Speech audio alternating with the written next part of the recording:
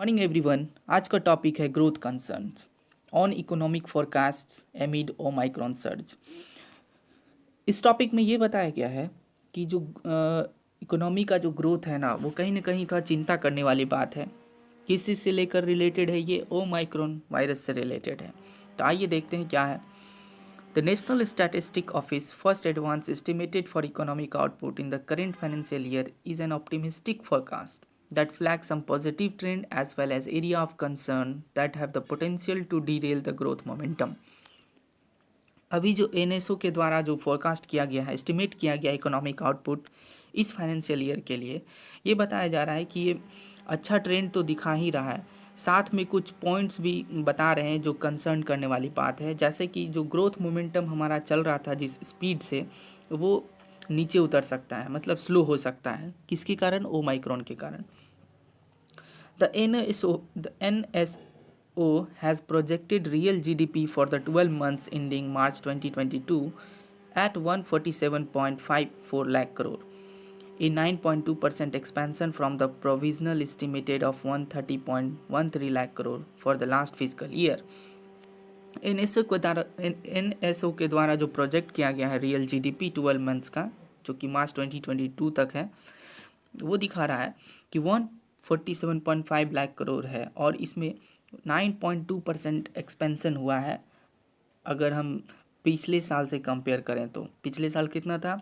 130.13 lakh crore. When the full fury of the COVID-19 pandemic had caused output to contract by 7.3%, जब मेरा कोविड-19 pandemic जो था पिछले साल, इसके कारण क्या हुआ था, जो आउटपुट था वो कॉन्ट्रैक्ट हो गया था 7.3% से।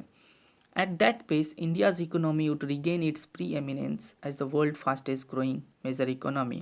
अगर मेरा इस स्पीड से ग्रो करता है, ठीक है, इस मतलब ये सेम स्पीड से अगर एक्सपैंड कर रहा है हमारा इकोनॉमी, तो वर्ल्ड में फास्टेस्ट ग्रोइंग मेजर इकोनॉमी कहलाएगा। ठीक है, ए key pillar of this growth. अब हम लोग देखते हैं इसमें मेन पिलर कौन से थे इस ग्रोथ में।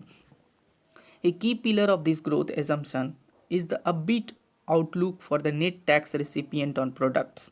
की पिलर सबसे पहला जो है, ये जो net tax recipient on product जो देखा गया है, मतलब प्रोजेक्ट किया गया है, which the NSO sees expanding by a robust 16.2%। कितना देखा गया है? स्ट्रॉन्ग है ये 16.2% after shrinking by 18.4% in the preceding period.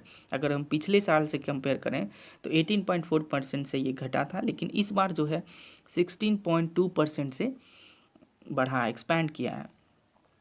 Gross value added which aggregate output in the various sector of the economy. GVA जो है, जो कि जीवीए में बहुत सारे सेक्टर मिल के रहते हैं, वो प्रोजेक्ट करते हैं to grow by 8.6% year on year on the back of continued health showing by the farm sector and the heartening double digit 12.5% rebound in manufacturing. अब जीवीए जो है देखा जा रहा है 8.6% से ईयर ऑन ईयर तो बढ़ ही रहा है, और साथ में ये भी दिखा रहा है कि जो फार्म सेक्टर है वो हेल्दी शो कर रहा है, लेकिन जो मैन्युफैक्चरिंग सेक्टर है वो कहीं ना कहीं डबल डिजिट पहुंचने में इसको बहुत दिक्कत आ रही है। ठीक है, however when compared GVA however when compared with the pre pandemic physical year 2020, GVA the projected output of 135.2 lakh crore is barely a 2.5 lakh crore. अगर हम पिछले साल का जीवीए अगर हम कंपेयर करते हैं तो 130.2 लाख करोड़ था। ठीक है, और ये जो 2.5 लाख करोड़ है, ये डिफरेंस हुआ अभी का, सॉरी पिछले साल से अगर हम कंपेयर करें तो, और इसको हम 1.9% हाइयर भी कह सकते हैं, clearly pointing to the fact that economy has fair distance to travel before it can regain the growth momentum that is crucially required to create more jobs and help narrow the widening income inequality। अगर इस चीज़ को अगर हम देखते हैं तो अभी भी इकोनॉमी को अच्छा डिस्टेंस ट्रेवल करने का ज़रूरत है। जो 2.5 लाख करोड़ का डिफरेंस है ना, ये अभी भी इनको ट्रैवल करना पड़ेगा, जिससे कि मोमेंटम आए इकोनॉमी में, जो कि बहुत इम्पॉर्टेंट है। किस चीज़ से इम्पॉर्टेंट है? क्योंकि इसके कारण क्या होगा, ज़्यादा से ज़्यादा जॉब क्रिएट होगा और जो इनकम इनइक्वालिटी, जो गैप ज़्यादा बढ़ गया है, वो भी कम होगा। Tellingly, the NSO forecast which relies on various data spanning the first 6 to 8 months of the current fiscal। NSO द्वारा जो भी फोरकास्ट किया जाता है वो एक कुछ टाइम पीरियड के लिए मतलब चेक करते हैं। जैसे फर्स्ट 6 to 8 मंथ्स के लिए इस फिजिकल ईयर में देखे थे, जिसमें कि देखा गया था has not factor in the impact of on going Omicron induced surge in covid cases. ये जो टाइम पीरियड है इसमें देखा गया था कि ओमाइक्रॉन के कारण जो है ना कोई भी इम्पैक्ट नहीं आया इकोनॉमी पे। After all it is any one guess as to how much of blow the current wave may deal to already fragile supply chain, consumption, demand and contact intensive service। और कोई भी guess कर सकता है देख करके कि हम कितना उस पर प्रेशर दें जिससे कि supply chain, consumption, demand and contact intensive service पे दिक्कत ना आए। In fact private final consumption expenditure, अगर हम प्राइवेट फाइनल कंजम्पशन एक्सपेंडिचर को देखें which 2 years ago accounted for close to 60% of GDP।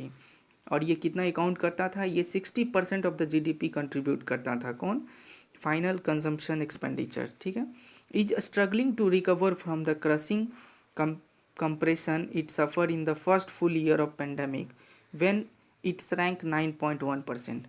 पिछले साल में क्या हुआ था? ये सेक्टर बुरी तरह से मतलब कोविड-19 के कारण जो है ना बहुत ज़्यादा इम्पैक्ट हुआ था ये सेक्टर। और ये कितना तक घट गया था? ये 9.1% तक घट गया था। While the NSO posit consumer spending to grow by 6.9% this fiscal year. और एनएसओ द्वारा ये कहा गया है कि इस ईयर जो है जो कंज्यूमर स्पेंडिंग है वो बढ़ेगा 6.9% से, ठीक है। The assumed figure is still sizable 2.9% shy of the fiscal year 2022 level। फिर भी ये जो लेवल है 6.9%, अगर हम पिछले साल से कंपेयर करें ना तो अच्छा है। कितना अच्छा है? ये 2.9% से फिर भी ज़्यादा है पिछले ईयर से अगर कंपेयर करते हैं तो। Equally significantly, the omnibus service category that spans trade, hotel, transport, communication and broadcasting and make up the fifth of the GVA is estimated to post a mere 11.9% expansion after shrinking by 18.2% last fiscal year। इसको थोड़ा थोड़ा देखते हैं। अगर हम इस omni bus service categories को ले लें, ओमनी बस सर्विस कैटेगरीज में कौन कौन आते हैं?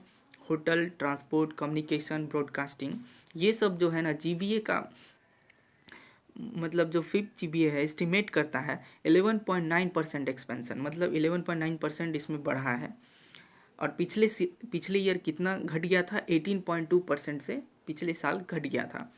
As a result even without factoring in the impact of third wave, अगर हम रिजल्ट देखें बिना ये जो अभी थर्ड वेव चल रहा है ये तो इम्पैक्ट नहीं कर रहा है इकोनॉमी पे, this vital service sector would still be lagging behind it's pre pandemic output by 8%।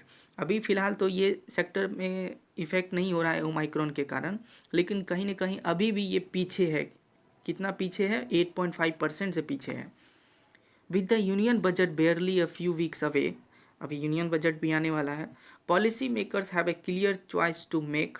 अब पॉलिसी मेकर को ये ध्यान रखना पड़ेगा जो इंट्रोड्यूस कंजम्पशन है और इन्वेस्टमेंट सपोर्टिव मेजर पे ज़्यादा फोकस करना पड़ेगा।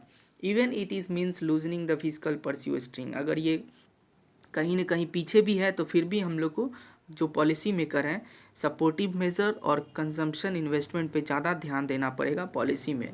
और risk seeing the growth momentum faltering for want of a fair wind.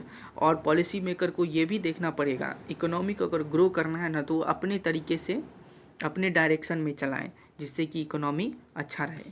Overall आज का पैसेज यही था, प्योरली डेटा बेस्ड आर्टिकल था ये। Thank you.